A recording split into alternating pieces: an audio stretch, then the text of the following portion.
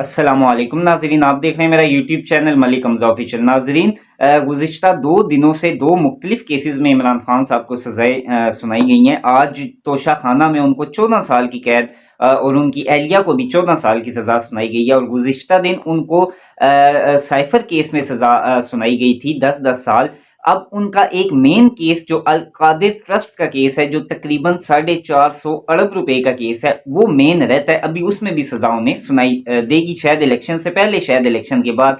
लेकिन वो सबसे मेन केस है और उसकी सजा शायद सबसे बड़ी हो, सबसे बड़ी। और मतलब मैं अब आपको किस तरह से समझाऊं कि शायद बहुत बड़ी सजा हो उनको। खैर, ये 3 केसेस उनके चल रहे थे, 2 में सजा मिल गई है, एक रहता है इमरान खान साहब। और अगर पीटीआई के लोग अगर ये कहें कि इलेक्शन से पहले उन्हें सजाएं दी जा रही हैं, तो आप याद करें 2018 के इलेक्शन से चंद रोज पहले, चंद मंथ पहले, चंद वीक पहले नवाज शरीफ को भी उनके मुख्तलिफ केसेस में इसी तरह 10 साल, 14 साल, 7 साल सजाएं सुनाई गई थी। ये सब कुछ रिपीट हो रहा है 2017 से लेकर जो 2019 तक होता रहा था एक हुकूमत के साथ, एक पार्टी के साथ। वो सब कुछ अब रिपीट हो रहा है एक पार्टी के साथ जो हुकूमत में रह चुकी है। तो ये बेसिकली वही कुछ हो रहा है। अगर अब पीटीआई के लोग या दोस्त इतराज करें कि ये ऐसे ये वैसे, तो ये सब कुछ वैसे ही वाला ही हो रहा है जो 2017-18 में हुआ था, उससे इलेक्शन से पहले हुआ था। तो आपका ये इतराज वाजिब नहीं है कि आप अगर कहें कि अब कुछ फेयर नहीं हो रहा, अब लेवल प्लेइंग फील्ड नहीं है। ये सब कुछ मुस्लिम लीग नून के साथ हुआ है। अब हम तो ना उस वक्त खुश थे, तो ना आज खुश हैं। मुस्लिम लीग नून के साथ उस वक्त जो हाल होता था, सेम यही हो रहा है ना। इस वजह से हम उस वक्त नहीं खुश थे और हम आज भी खुश नहीं है, क्योंकि जबरदस्ती कभी भी किसी का दरवाजा रोका नहीं जा सकता।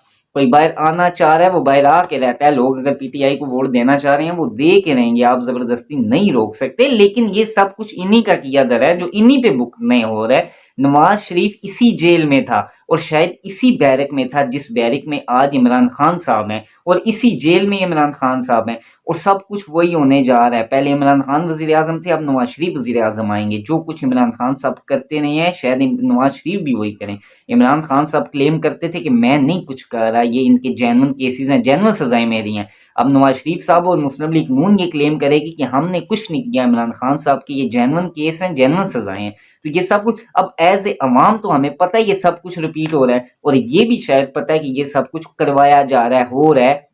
इतना आसान नहीं है कि अब उस दिन 14 घंटे समाज चल के आपने इनको सजा सुनाई है।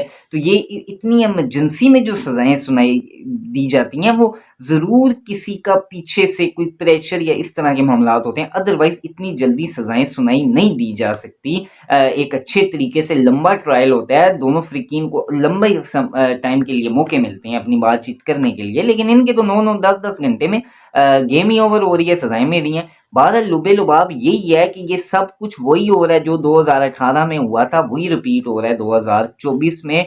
बंदे बदल गए हैं, शक्लें बदल गई हैं। पहले एक पार्टी और उसके जोर था, फिर अब एक पार्टी और उसका जोर था, और वही सब कुछ हो रहा है। तो ये अब सच पूछें तो नुकसान मेरा और आपका हो रहा है। आज भी मुल्क के हालात बलूचिस्तान और खैबर पख्तूनख्वा में इलेक्शन के हवाले से कोई हालात ज़्यादा अच्छे नहीं हैं। तो खुदा न खास्ता अगर इलेक्शन मुलतवी होते हैं तो पाकिस्तान का मज़ीद नुकसान होगा।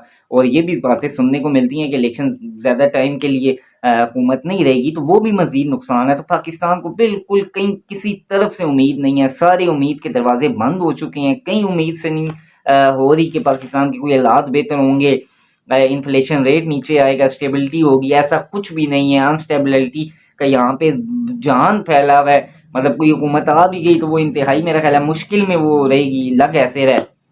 तो अल्लाह ताला मुल्क पाकिस्तान पे रहम करें, मुल्क पाकिस्तान के हाल पे रहम करें, सियासतदानों को हिदायत अता फरमाएं। जो हमारे अफसरान खुसूसन ब्यूरोक्रेट, एक मुल्क की 70% ब्यूरोक्रेट जो होता है वो मुल्क को बेहतर कर सकता है। 20वें, 21वें और 22वें ग्रेड के जो अफसरान हमारे मुल्क में हैं, वो अगर चाहें तो आज से करप्शन के दरवाजे बंद हो सकते हैं। इनका अच्छा खासा अमल दखल होता है। तो अल्लाह ताला हमारे ब्यूरोक्रेट्स को हिदायत अता फरमाएं कि वो एक अच्छे तरीके से अपने फ़राइज़ सर अंजाम दे सकें। मेरे मुल्क को अल्लाह ताला खूबसूरत और बेहतरीन किस्म के इलेक्शन से नवाजे, और यहाँ पे जेन्युइन हुकूमत आए, 5 साल पूरे करे और वो डिलीवर करे। डिलीवर करना मुश्किल नहीं है। हम पे कोई पाबंदियाँ इंटरनेशनली नहीं लगी हुई कि पता नहीं ये लोग काम क्यों नहीं करते। ईरान या दूसरे किस्म के ममालिक पे पाबंदियाँ लगी होती हैं, वो अपने मुल्क में काम भी नहीं कर सकते। हम पे ऐसी कोई पाबंदी नहीं है। अल्लाह ताला हमारे मुल्क पे खसूसी करम फजल अता फरमाए। मेरे चैनल को लाइक और सब्सक्राइब कर दें। पाकिस्तान जिंदाबाद। खुदा हाफिज़।